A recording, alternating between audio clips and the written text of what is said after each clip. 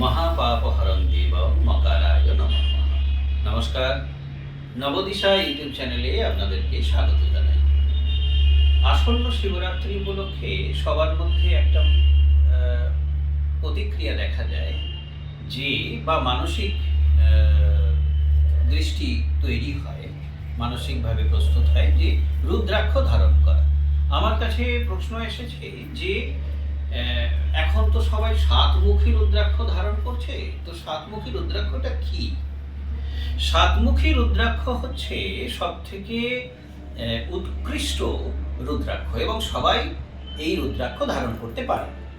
সাতমুখী রুদ্রাক্ষ সাধারণত মহালক্ষ্মী রুদ্রাক্ষ হিসাবেও পরিচিত বা মহালক্ষ্মী রুদ্রাক্ষ হিসাবে অভিহিত করা হয়।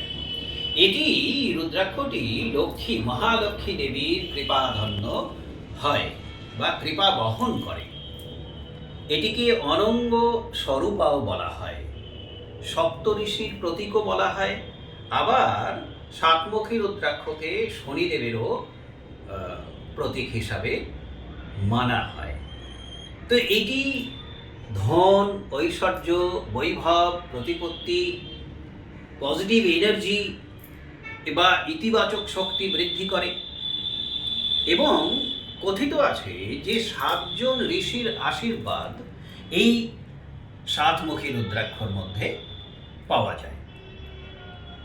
শনি গ্রহের অশুভ শক্তি থেকে মুক্তি লাভ করার জন্য সাতমুখী রুদ্রাক্ষ ধারণ করা অতি উত্তম।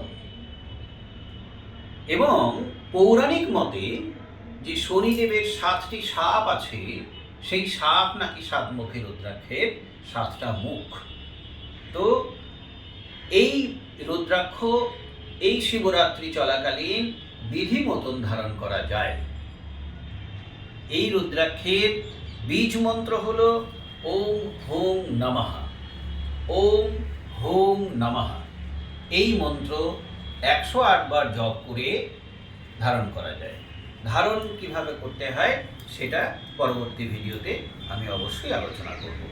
মহাদেবের কৃপায় ভালো থাকবে। জয় মহাদেব।